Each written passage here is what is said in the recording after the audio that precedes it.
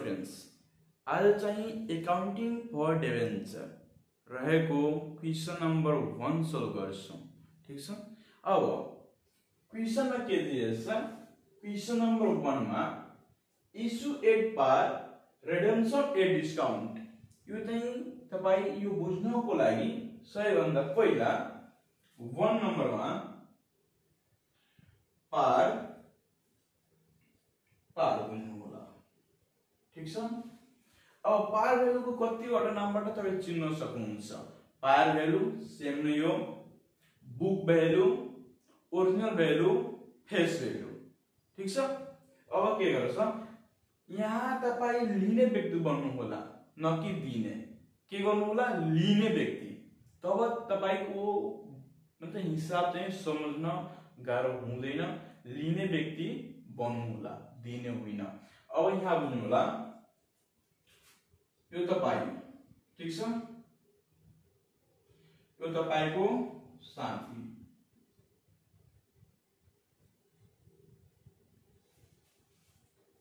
यहाँ मी, यहाँ फ्रेन्ड। फ्रेन्डबाट पैसा लिनुभयो। केबाट? फ्रेन्डबाट, साथीबाट पैसा लिनुभयो। कति? 100 रुपैयाँ।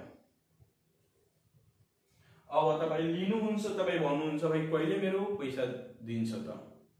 हैन, 1 महिना, 2 महिना, 1 साल, 2 साल, 3 साल, 4 साल, कति दिनको लागि चाहिँ लिइरहेको छ। अब फ्रेन्डले मलाई पैसा दियो, कति? 100 रुपैयाँ। अब फ्रेन्डलाई रिश्तेदारीमा चाहिँ हुन्छ भाइ 100 रुपैयाँ लिएछु भने 100 रुपैयाँ नै दिन्छु। अब त्यसमा म ब्याज दिन सक्दैन भन्ने यस्तो हुन्छ, यस्तो भन्नुहुन्छ। अब तपाई 100 रुपैयाँ लिनुभयो, 100 रुपैयाँ साथीलाई दिनुभयो। अब कतिको टाइममा लिनुभएछ त्यो तपाईलाई थाहा होला। 1 साल, 2 साल, 3 साल, 4 साल, 6 महिना, 4 महिना, त्यो टाइम पर डिपेन्ड पर्छ। अब साथीसँग तपाई 100 रुपैयाँ लिनुभयो। अब 1 साल पछि दिनुभयो, 100 रुपैयाँ नै दिनुभयो। न तपाईको त्यहाँ डिस्काउन्ट भयो, न तपाईको त्यहाँ प्रिमियम भयो। ठीक छ। अब प्रिमियम हुन्थ्यो भने तपाई के गर्नुहुन्थ्यो? यहाँ 110 रुपैयाँ जोडेर साथीहरु भने भाइ मेरो चाहिँ दुखमा काम लागेको छ, साथीसँग पैसा लिएर काम गरेछु, त्यसको के फर्ज भन्छ 10 रुपैयाँ चाहिँ जोडेर दिनुपर्छ मलाई। अब लिएछु म 100 रुपैयाँ। अब दिँदाखेरि त्यसको मन पनि खुश गर्नुपर्छ कि गर्नु पर्दैन। अब त्यो प्रिमियमको काम हो। अब हाम्रो के छ? डिस्काउन्टको। ठीक छ। यो अब 2 नम्बरमा के छ? पार छ, डिस्काउन्ट छ।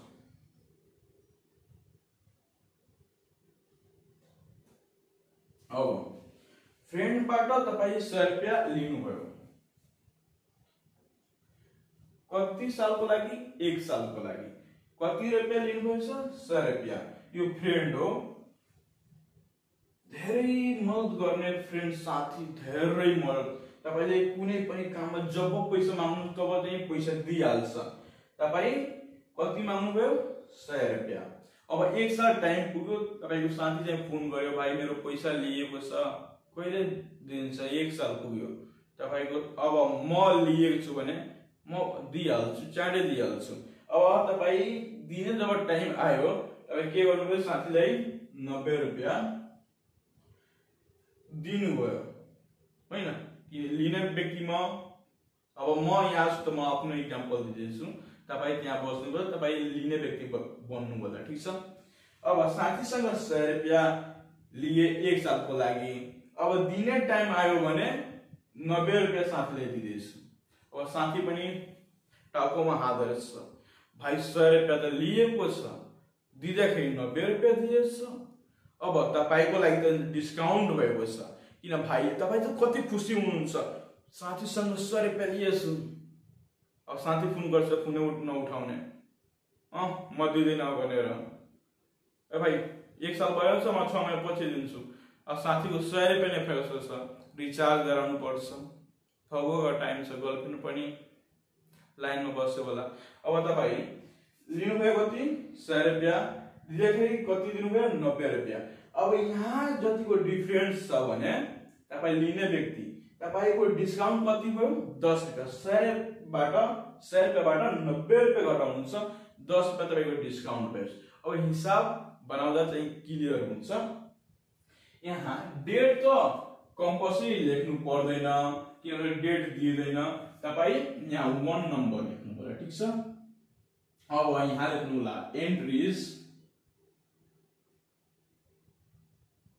For issued. क्वेशन पहिला पढ्नु ठीक छ। A bank issued 5000 7% debenture. नामको लागि मात्र यो पर्सेन्टेज दिएको छ ठीक छ। अब नाममा तपाई के जोड्नुहुन्छ मिस्टर, त्यो काम त त्यसको होइन स्ट्यान्डर्ड बढाउनको लागि हो। यहाँ स्ट्यान्डर्ड बढाएको छ त्यसको कन्फ्युजन नहुनुला। नाममा एट्याच गरेर डिबेन्चरमा एट्याच गरेर 7% दिएको छ ठीक छ। अब डिबेन्चर अफ आरएस 100 इच पार ओरिजिनल भ्यालु 100 रुपैयाँमा लिएको छ। 100 रुपैयाँको दरले बुझ्नको लागि तपाई बुझ्नुला 100 रुपैयाँको दरले तपाई बैंकबाट लिनुभएछ। This debenture were redeemed after 5 years at 5% discount. लिनुभएछ 5000 कतिको रेटले 100 रुपैयाँको रेटले 5 साल पछि दिनुहुन्छ त्यसमा कन्जुसी गरेर हैन। अब कति तपाई के गर्नुहुन्छ तपाई सिम्पलमा के गर्नु यहाँ लेख्नु होला बैंक। यहाँ बैंक कम्पल्सरी बैंक नै हुन्छ ठीक छ। यहाँ बैंक अकाउन्ट डीआर इस्युड को काम छ। यहाँ यो सेन्टेन्स लेख्नु होला a bank issued 5000 7% debenture of each 7% debenture of 100 each par यतिलाई हेर्नु होला ठीक छ। अब bank account DR to 7% debenture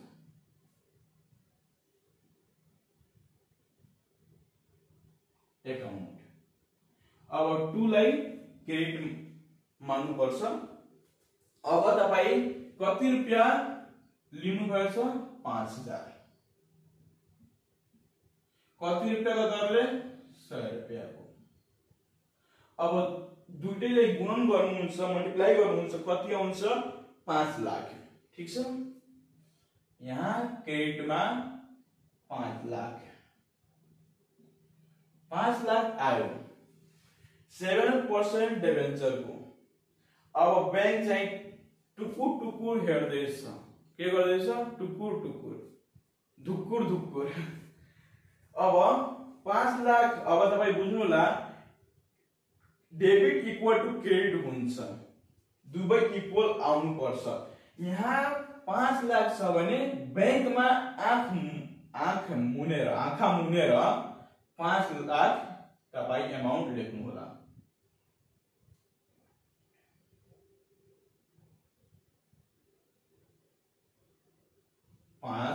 lakh.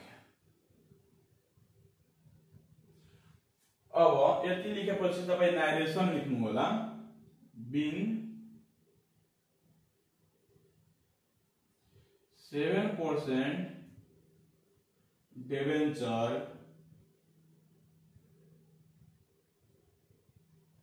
At par यति लेख्दा पुग्छ। अब सेकेन्डमा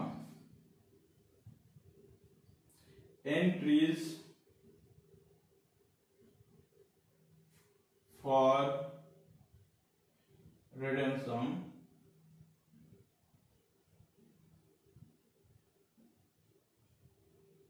अब यहाँ बैंक डेबिट में रहेको छ केमा डेबिट में। अब यसलाई क्रेडिट में डाल्नु होला। अब यहाँ डिबेन्चर क्रेडिट में छ डेबिट में राख्नु होला। सबैभन्दा तपाई 7% डिबेन्चर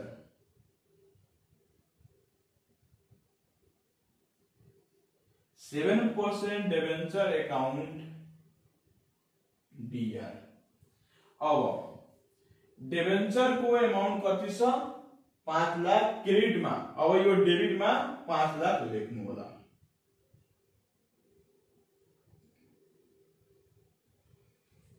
केही गाह्रो भएन। डिबेंचर अमाउंट जति छ त्यही अमाउंट यहाँ छ। अब रहेको यहाँ डिस्काउंट, ठीक छ। अब डिस्काउंट में के छ 100 रुपैयाँ में 100 रुपैयाँ को 5% डिस्काउंट निकाल्नु होला। 100 रुपैयाँ को 5%, 100 रुपैयाँ इंटू 5 भागे 100 कति आउँछ 5 आउँछ। अब कति अमाउंट लिएछ 5000। अब तपाई यहाँ यो एउटा अझ कुरा के बुझ्नु होला, profit and gain. Profit gain हुन्छ तपाई क्रेडिट बुझ्नु होला। एक्सपेंसेस एंड लॉस यो हुन्छ भने डेबिट बुझ्नु होला।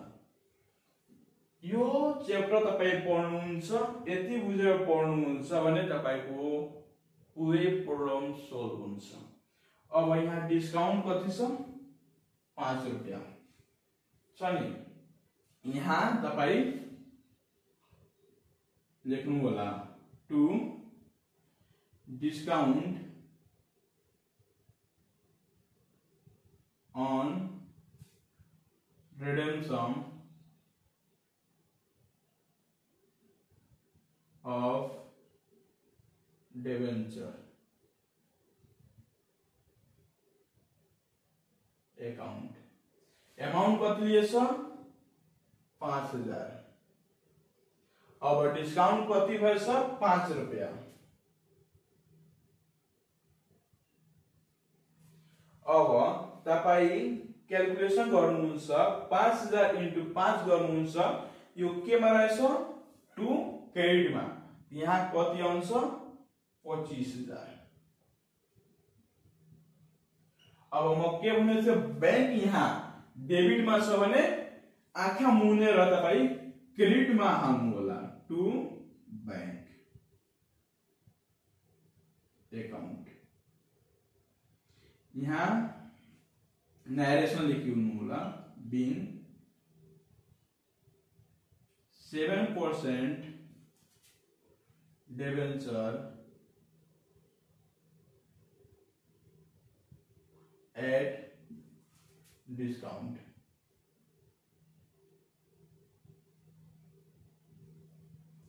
यतिले हुन्छ। अब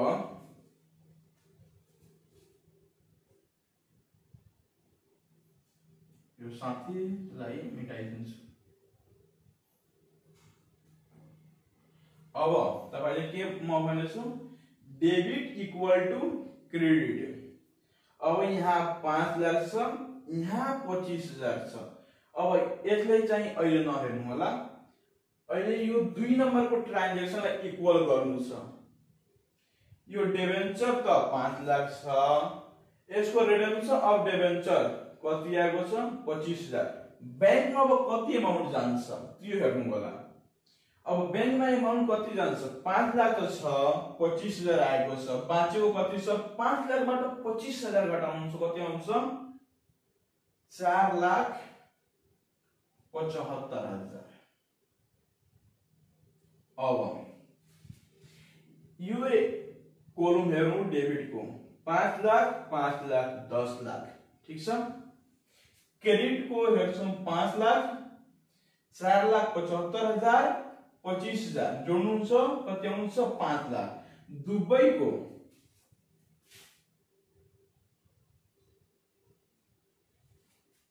बनाएको त हिसाब यही समझ। दुबईको अमाउन्ट कति आएको छ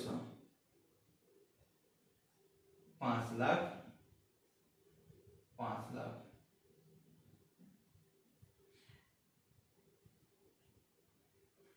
एउटा छ 10 लाख,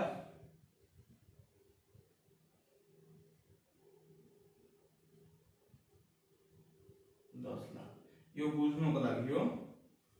ठीक छ, एउटामा हेर्नुहुन्छ त 5 लाख, यो एमाउन्ट 5 लाख, या टोटली हेर्नुहुन्छ जोड्नुहुन्छ कति आउँछ 10 लाख, दुवैको 10 लाख इक्वल आउनु पर्छ, त्यही भन्न खोजेको।